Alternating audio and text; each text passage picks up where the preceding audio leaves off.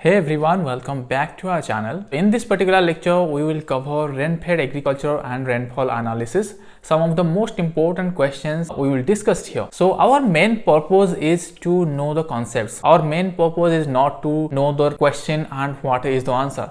You can find in any objective book or any website, you can find MCQs, right? But it is very much important to know the concept behind those answers, right? So अगर आपको concept पता है तो आप कहीं पे भी जाओ, आपको कोई question पूछता है, आप कोई भी competitive exam appear कर रहे हो, आप वहाँ पे बिना डरे आप उसको क्लिक करके आ सकते हो। लेकिन आप अगर रट्टा मार के आप अगर सिर्फ क्वेश्चन आंसर देख के आप पढ़ रहे हो किताब से, तो आप 24 आवर्स भी क्यों ना पढ़ रहे हो, लेकिन आपको सक्सेस मिलने से रहा। क्योंकि एग्जामिनर जब क्वेश्चन सेट करता है तो वो कॉन्सेप्चुअली सेट करता है। Rain-fed agriculture, as you know, this is a very important topic in agronomy we are studying. Different agri-competitive exam, you can also find different questions about rain-fed agriculture. Why? Because it has the potential. We are doing intensive agriculture nowadays. हम लोग अभी क्या है, different fertilisers बहुत ज़्यादा apply कर रहे हैं, इरीगेटेड फार्मिंग कर रहे हैं। अभी हमारा प्रोडक्टिविटी अभी आ रहा है इंडिया में, वो एक काइंड ऑफ प्लेट्यू हो चुका है in Indo Gangetic plain if we see. So we are applying a huge quantity of fertilizer there, irrigated farming we are doing there. So our जो yield level है वो अभी प्लेट्यू लेवल में है और ज़्यादा हम इंक्रीज नहीं कर सकते, क्योंकि एक क्रॉप का एक पर्टिकुलर पोटेंशियल होता है, एक क्रॉप का एक सर्टेन पोटेंशियल होता है टू परफॉर्म, राइट। सो वो जो प्लेट्यू है हम रीच कर चुके हैं अभी। तो अभी जो है हमको dry land agriculture technology develop करना पड़ेगा, क्योंकि टोटली इंडिया में अल्टीमेट इरिगेशन पोटेंशियल भी अगर हम रीच कर रहे हैं तब भी 50% of area in India will remain as rain fed. They will only depend on rainfall, right. अगर हम जितना हमारा इरिगेशन पोटेंशियल है, जितना हमारा कंट्री का, अगर हम total irrigation potential, ultimate irrigation potential हम रीच करें तब भी हमारा 50% area will be remain as rainfed. So हमको रेनफेड टेक्नोलॉजी के ऊपर ज्यादा ध्यान देना पड़ेगा, ना कि इरिगेटेड फार्मिंग के ऊपर, राइट। सो अगर हम रेनफेड एग्रीकल्चर को ज्यादा फोकस कर पाए, again we can achieve second green revolution from dry land agriculture, right, dry land areas. So without wasting much time, let's dive today's topic, that's SAT or rain-fed farming and rainfall analysis. So we'll discuss some key points in this series. अगर आपने channel को अभी तक subscribe नहीं किया है तो do subscribe to our channel. बहुत सारे informative lectures, बहुत सारा mock test हम लोग अपलोड करते रहते हैं. Join our Telegram group. We are posting different concepts, different updates on different lectures, and you can find this PDF also in our Telegram group. So do join our Telegram group also. So let's begin today's session, that is self-assessment test for rain-fed farming and rainfall analysis. So this will definitely helpful for the students who are appearing their JRF, SRF and NET exam for agronomy, IBPS, AFO, RAO, RHO, WO, any agri-competitive exam in your state level or any national level agri-competitive exam. So let's begin today's session. First question is, rainfall is called deficit when the rainfall is -% of the normal annual rainfall. The rainfall of that particular year is -% of the normal annual rainfall. Deficit किस condition में हम बोलेंगे उसको, अगर वहां पे जो rainfall है वो -19 to -59% of that mean annual rainfall का अगर इतना वेरिएशन होता है, 19 to 59% लेस रेनफॉल हो रहा है, तो उस कंडीशन में हम बोलेंगे उसी साल दिस इज डेफिसिट रेनफॉल। अगर वो ग्रेटर देन 19% हो रहा है, दैट इज 19% से ज्यादा अगर रेनफॉल हो रहा है, देन उसको बोलेंगे excess rainfall, okay, excess rainfall. अगर -19 टू +19% उसी के रेंज में रहता है तो फिर उसको बोलेंगे नॉर्मल रेनफॉल, उसी साल नॉर्मल रेनफॉल हो रहा है। देन अगेन अगर -59% से अगर लेस हो रहा है, यानी 59% से ज्यादा डेविएशन आ रहा है या फिर कम रेनफॉल हो रहा है, उसको बोलेंगे स्कैंटी रेनफॉल, ओके, ये याद कर लेना, scanty rainfall, right. The next question, in dryland areas the CV of rainfall is, in dryland area the CV of rainfall is, CV यानी coefficient of variation, okay, coefficient of variation। CV कैसा major किया जाता है, CV is equal to standard deviation by mean into 100, okay। अगर आपने statistics पढ़ा हो तो फिर ये आपको पता होगा, CV is equal to standard deviation by mean into 100। अगर रेनफॉल हम ड्राई एरिया में देखेंगे, ड्राईलैंड एरिया में देखेंगे तो वहां पे CV हायर होता है, क्योंकि वहां पे अनसर्टेनिटी ऑफ रेनफॉल जो है वो ज्यादा रहता है, मतलब कब बारिश होगा कब नहीं होगा ये कुछ फिक्स नहीं है। तो वहां पे जो CV है, यानी जो वेरिएशन है रेनफॉल का, वो ज्यादा है, राइट। तो यहाँ पे सी भी हायर है, जैसे कि राजस्थान एरिया हो गया, या फिर जहाँ पे भी एरिड सिचुएशन प्रिवेल कर रहा है या फिर ड्राउट सिचुएशन प्रिवेल कर रहा है, तो वहाँ पे सी भी जो होता है हायर होता है। अगर आप बात करोगे नॉर्थ ईस्टर्न स्टेट्स का, वहाँ पे सी भी लो होता है, राइट। सी भी लो होने से अच्छा है, हमारा जो वेरिएशन उतना ज़्यादा नहीं है। हम कोई भी क्रॉप को हम जानते हैं कि इस टाइम रेनफॉल होगा ही होगा, तो फिर हम उसी हिसाब से हमारा जो क्रॉप मैनेजमेंट कर सकते हैं। लेकिन सी भी अगर हायर होगा, उसका मतलब वेरिएबिलिटी ज़्यादा है, तो हम सुइटेबली कोई भी क्रॉप हम रेज नहीं कर सकते। वहाँ पे क्रॉप फेलियर होने का चांसेस बहुत ज़्यादा बढ़ जाता है। Next question, in India maximum rainfall is contributed by, in India maximum rainfall is contributed by, options are north eastern monsoon, south western monsoon, north western monsoon, south eastern monsoon. यहाँ पे answer होगा south west monsoon. Okay, दो type का monsoon India में prevail होता है, एक north eastern monsoon होता है, एक साउथ वेस्टर्न मानसून होता है। जो हमारा नॉर्मल मानसून, जो कि ग्रैंड पीरियड ऑफ मानसून जिसको बोलते हैं, वो है साउथ वेस्टर्न मानसून। इसी टाइम पे हमारा टोटल एनुअल प्रेसिपिटेशन है दैट इज 400 मिलियन हेक्टोमीटर है। Okay, from 1200 mm around rainfall जो है रेनफॉल। सो इनमें से जो है अराउंड 75% जो रेनफॉल होता है that is from south west monsoon. Okay, south west monsoon जो कि केरला कोस्ट में रीच होता है 1 जून को रीच होता है केरला कोस्ट में, उसके बाद वो स्प्रेड होता है। देन साउथ वेस्टर्न मानसून का भी दो ब्रांच होता है। सपोज यहाँ पे हम इंडिया का मैप ड्रॉ कर लेते हैं। ओके, सो ओके, मेरा मैप इतना सही नहीं है बट ठीक है। तो यहाँ से अगर साउथ वेस्ट मानसून ऐसे आ रहा है, राइट, तो इसका एक अरेबियन सी ब्रांच होता है और एक बे ऑफ बंगाल ब्रांच होता है, राइट। एक अरेबियन सी ब्रांच होता है, एक बे ऑफ बंगाल ब्रांच होता है। तो बे ऑफ बंगाल ब्रांच जो है ये नॉर्थ ईस्टर्न स्टेट में ऐसे जाके फिर यहाँ से रिट्रीट होता है, राइट। ये जो ईस्टर्न हिमालयन है वहाँ पे स्ट्राइक होके फिर इधर जाके दिल्ली में ये दोनों। सो यहाँ से कैसे ब्लो हो रहा है साउथ वेस्ट मानसून। ओके, हमारा अगर ग्लोब आप देखोगे, ये एक दूसरा चैप्टर में आपको अच्छे से समझा पाऊंगा मैं। यहाँ पे जो इक्वेटोरियल रीजन है, यहाँ पे जनरली नॉर्दर्न साइड में जो है नॉर्थ ईस्टर्न विंड ब्लो होता है एंड सदर्न साइड में साउथ ईस्टर्न जो है विंड ब्लो होता है, राइट, साउथ ईस्टर्न। सो ऐसे ब्लो होता है, यानी ऐसे ऐसे ब्लो होता है विंड जो है नॉर्थ साइड को। लेकिन जो कोरियोलिस फोर्स होता है, एक अर्थ का रोटेशन की वजह से एक कोरियोलिस फोर्स एक्ट करता है, तो इक्वेटर टच करने के बाद ये जो है विंड ऐसे टर्न हो जाता है, राइट। ये जो साउथ ईस्ट विंड है ये टर्न होके फिर साउथ वेस्ट विंड में कन्वर्ट हो जाता है। तो ये जो साउथ वेस्ट विंड है, तो वो क्या करता है, यहाँ पे आपको पता है कि इंडियन ओशन है, इंडियन ओशन से वो मॉइस्चर कैरी करके फिर जाके यहाँ पे जो है वो प्रेसिपिटेट करता है, उसी को हमारा इंडिया में आके वो प्रेसिपिटेट करता है, यानी that is known as south west monsoon. So south west monsoon की वजह से यहाँ पे केरला में जो है पहले 1 जून में बारिश होता है, right. And south west monsoon is the major rainfall precipitation contributing monsoon in India. Okay, and south west monsoon की वजह से आंध्र प्रदेश एंड तमिलनाडु में ज्यादा बारिश नहीं होता है। आंध्र प्रदेश एंड तमिलनाडु में ज्यादा नॉर्थ ईस्टर्न मानसून जो है उसके वजह से, जो कि विंटर सीजन में होता है नॉर्थ ईस्टर्न मानसून, उसके वजह से आंध्र प्रदेश एंड तमिलनाडु में ज्यादा बारिश होता है। Next question, in which among the following state bimodal distribution of rainfall is observed? In which among the following state bimodal distribution of rainfall is observed? The right answer here is Tamil Nadu. Okay, so यहाँ पे जैसे मैं बताया कि suppose ये एक India का map है। ओके, सो जब भी साउथ वेस्ट मानसून जब आता है यहाँ पे, तो वो क्या करता है, एक अरेबियन सी ब्रांच होके चला आता है इधर ऊपर, और एक बे ऑफ बंगाल ब्रांच होके ये चला जाता है नॉर्थ ईस्टर्न स्टेट, फिर यहाँ से रिट्रीट होके, जैसे यहाँ पे ईस्टर्न हिमालयन जोन है, तो यहाँ से रिट्रीट होके वो दिल्ली की तरफ मूव करता है, यूपी होके दिल्ली की तरफ मूव करता है। देन यहाँ पे जो अरेबियन सी ब्रांच है वो क्या करता है, वो इंटीरियर पार्ट होके जैसे केरला, कर्नाटक, महाराष्ट्र, देन अगेन इधर होके फिर वो दिल्ली में दोनों क्लास करते हैं, राइट।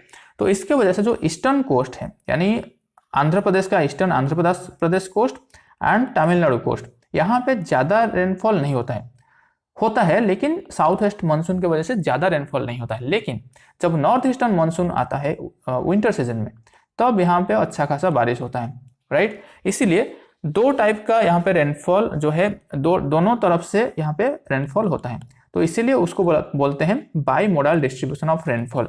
तमिलनाडु में जो रेनफॉल होता है और eastern Andhra Pradesh, eastern coastal of Andhra Pradesh, वहाँ पे ये दोनों प्लेस में जो रेनफॉल होता है वहाँ उसको बोलते हैं बाई मोडल डिस्ट्रीब्यूशन, क्योंकि यहाँ पे साउथ वेस्ट मानसून की वजह से भी थोड़ा सा रेनफॉल होता है, देन नॉर्थ ईस्टर्न मानसून की वजह से अच्छा खासा रेनफॉल होता है।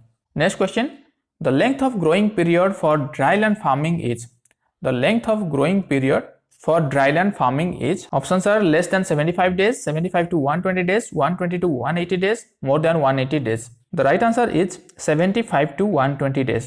Less than 75 days कहाँ पे है, जहाँ पे ड्राई फार्मिंग होता है, ड्राई फार्मिंग। ओके, सो आपको पता होगा ड्राईलैंड फार्मिंग जो है, ड्राईलैंड एग्रीकल्चर, ड्राईलैंड एग्रीकल्चर जो है ये 3 टाइप का होता है, एक ड्राई फार्मिंग, एक dryland farming, another is rainfed farming. Okay, dry farming में एलजीपी जो होता है, लेंथ ऑफ ग्रोइंग पीरियड, वो रहता है less than 75 days. Dryland farming में लेंथ ऑफ ग्रोइंग पीरियड रहता है 75 to 120 days, and rainfed farming में मोर देन 120 डेज रहता है। Okay, so length of growing period जहाँ पे ज्यादा होता है वहां पे हमारा जो मल्टीपल क्रॉपिंग करने का चांसेस बहुत ज्यादा होता है। अगर length of growing period less than 75 days होता है, यानी यहाँ पे एक ओनली एक शॉर्ट ड्यूरेशन क्रॉप हम चूज कर सकते हैं, जैसे ग्रीन ग्राम हो गया। लेंथ ऑफ ग्रोइंग पीरियड हमारा 75 टू 120 डेज रहता है, देन यहाँ पे हम सुइटेबली एक मोनोक्रॉपिंग कर सकते हैं, जैसे सपोज मेज हो गया। देन अगर रेनफेड फार्मिंग का बात करें, मोर देन 120 डेज जहाँ पे रहता है LGP, length of growing period, double cropping, intercropping, इसको ले सकते हैं suitably. Next question, the climate classification based on number of humid months, the climate classification based on number of humid months, that means mean precipitation greater than mean evapotranspiration was proposed by, it was proposed by Troll. Troll ने क्या किए थे, Troll ने 1965 में he classified the climate based on temperature, precipitation and number of humid month. number of humid month किसको बोलेंगे, जहाँ पे mean precipitation will be greater than mean evapotranspiration।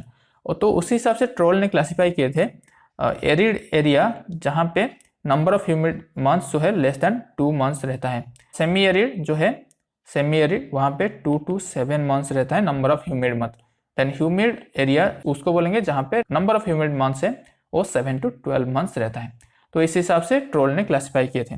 FAO किसको लेके क्लासीफाई किए थे, length of growing period, on the basis of length of growing period FAO ने climate को क्लासीफाई किए थे। देन थॉर्नथवेट एंड मैथर ने मॉइस्चर डेफिसिट इंडेक्स को लेके क्लासीफाई किए थे, मॉइस्चर डेफिसिट इंडेक्स को लेके थॉर्नथवेट एंड मैथर ने क्लाइमेट क्लासीफाई किए थे।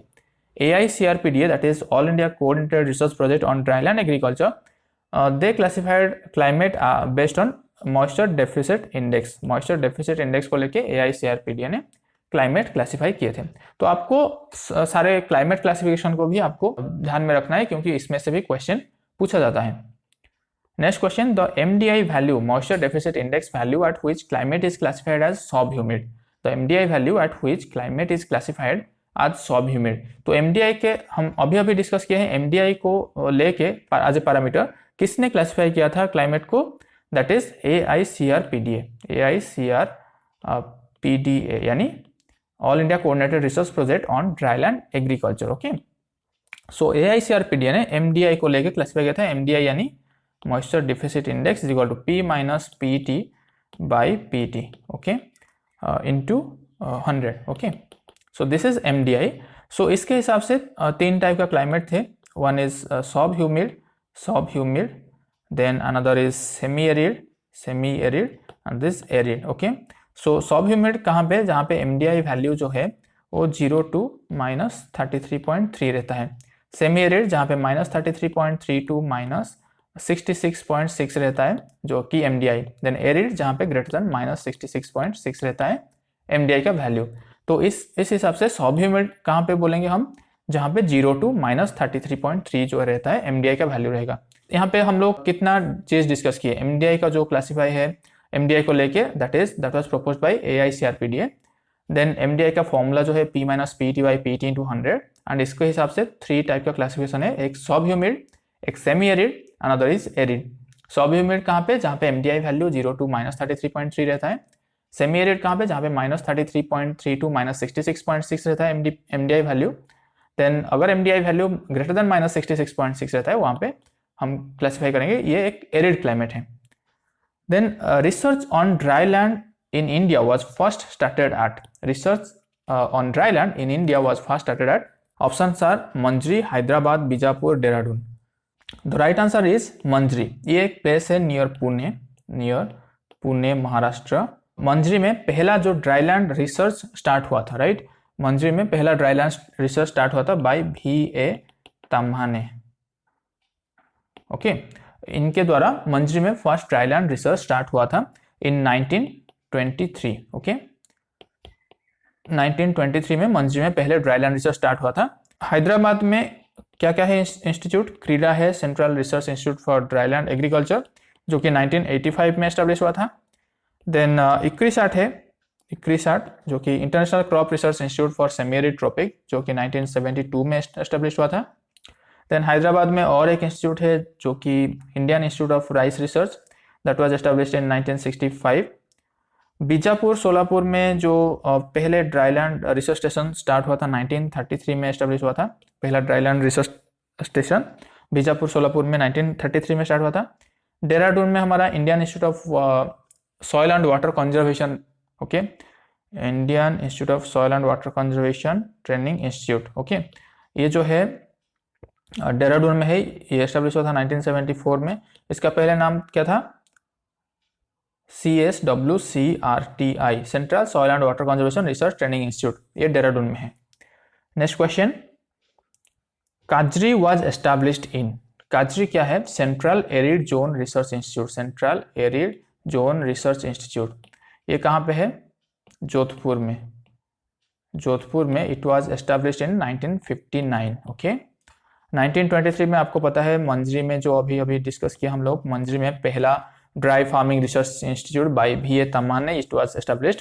1972 में इक्रिसाट एस्टैब्लिश हुआ था, इक्रिसाट एट हैदराबाद। 1985 में अगेन क्रीडा एस्टैब्लिश हुआ था एट हैदराबाद। सो ऐसे आपको स्टडी करने के टाइम ना सारी चीज़ लिंक करके स्टडी करोगे तो ज़्यादा लंबे समय तक आपका दिमाग में रहेगा और सारी चीज़ रिवाइज हो जाएगा, right. So next question, which among the following dryland research institute was established the earliest, इनमें से कौन सी dryland research institute was established the earliest? So देख लेते हैं, काजरी कब एस्टैब्लिश हुआ था? 1959 में। क्रीडा कब एस्टैब्लिश हुआ था? 1985 में। इक्काडा कब एस्टैब्लिश हुआ था? 1977 में। इक्रिसाट कब एस्टैब्लिश हुआ था? 1972 में। सो इनमें से सबसे पहले कौन सी रिसर्च इंस्टीट्यूट एस्टैब्लिश हुआ था? दैट इज काजरी, central arid zone research institute, जो कि जोधपुर में है।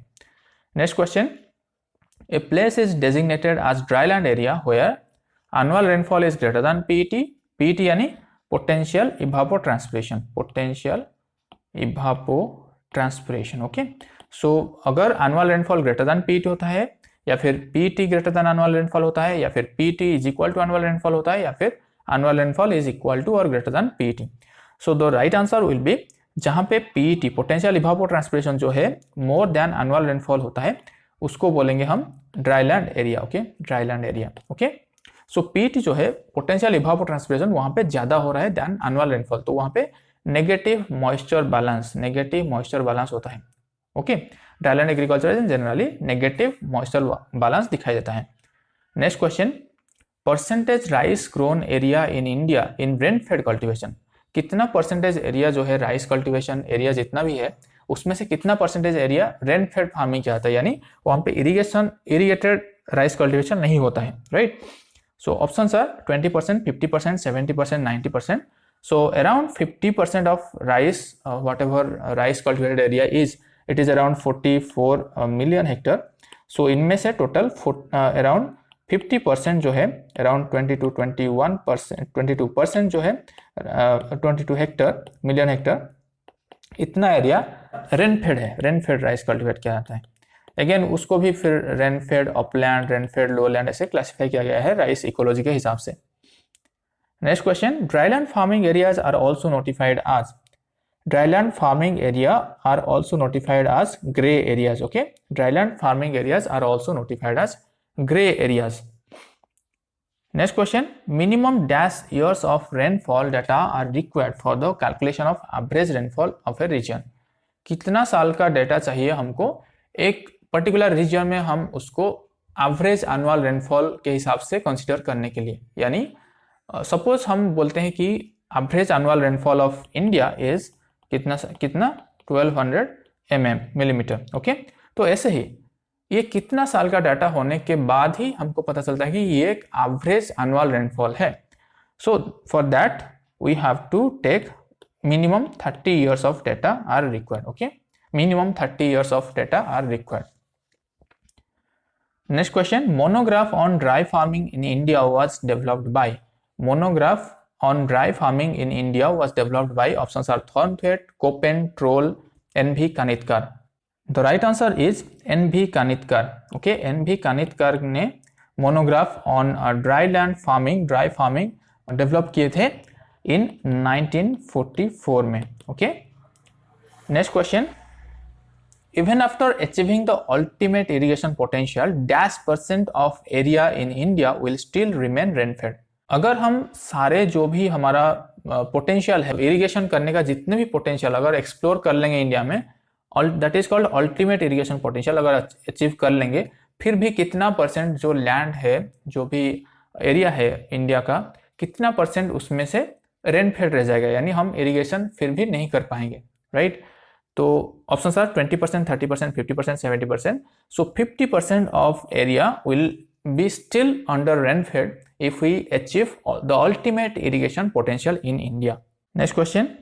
That's why dryland farming technology, to develop dryland farming technology, it is more crucial than focusing on irrigated agriculture. Because irrigated agriculture में अभी क्या हो रहा है, हमारा जो yield है वो stagnant condition में आ गया है, बहुत सारे टेक्नोलॉजी डेवलप हो गया है और बहुत सारा जो है हम प्लेट्यू लेवल में है अभी इरिगेटेड एग्रीकल्चर में, लेकिन ड्राईलैंड एग्रीकल्चर में अभी बहुत सारा पोटेंशियल बाकी है.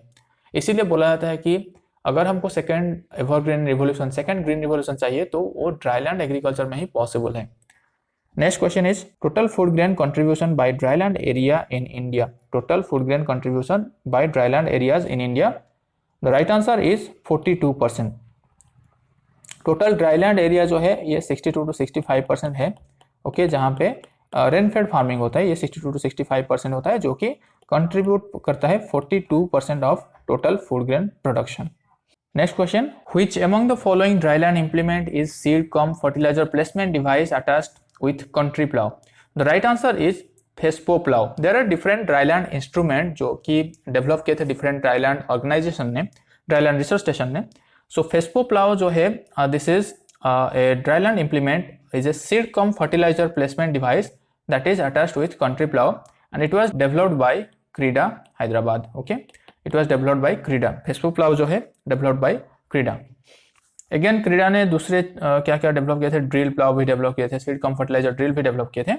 Next question, which among the following practice is uneconomical in dryland? Which among the following practice is uneconomical in dryland? Options are mulching, application of anti-transpirant, green manuring, all of the above. The right answer here will be green manuring. आपको पता है कि green manuring जहाँ पे हम करते हैं उसको इनकॉर्पोरेट करने के लिए, सपोज ग्रीन मैन्योर कहीं पे भी करते हैं, उसको इनकॉर्पोरेट करने के लिए, उसको मिनरलाइज करने के लिए, उसको डिकम्पोज करने के लिए हमको बहुत सारा मॉइस्चर चाहिए होता है. तो इसीलिए ड्राईलैंड फार्मिंग में जनरली ग्रीन मैन्योरिंग जो है इकोनॉमिकल नहीं है, क्योंकि ऑलरेडी वहाँ पे मॉइस्चर शॉर्टेज रहता है. मल्चिंग हमको करना पड़ता है. Mulching it prevents evaporation. Mulching prevents evaporation. There are different types of mulching. Living mulch, non-living mulch are also there. Then anti-transpirant, these are used to check transpiration losses, because dryland में अगर transpiration losses बहुत ज़्यादा होता है तो फिर भी plant को drought condition prevail करना पड़ता है, राइट, क्योंकि moisture availability इतना नहीं रहता है, तो उस कंडीशन में anti-transpirant यूज किया जाता है. तो again anti-transpirants are also classified into like stomatal flowing type, then leaf reflecting type, then growth retardant type, film forming type. Such type of 4 types of anti-transpirant are also there. But green manuring is uneconomical. इसका कोई इतना benefit नहीं होगा dryland situation में. Next question, which among the following mulch suitable for successful cultivation of dryland fruit trees? Which among the following mulch is suitable for successful cultivation of dryland fruit trees? Options are straw mulch, plastic mulch, vertical mulch, pebble mulch. So right answer will be pebble mulch. This is a technology, ये established technology है जो pebble mulch को हम recommend कर सकते हैं fruit cultivation के लिए. suitably fruit cultivation, fruit tree cultivation के लिए हम pebble mulch को recommend कर सकते हैं in dryland condition. So students, this was all about rain-fed farming and rainfall analysis. So some key questions, some key points which may be asked in different agri competitive examination we have discussed here.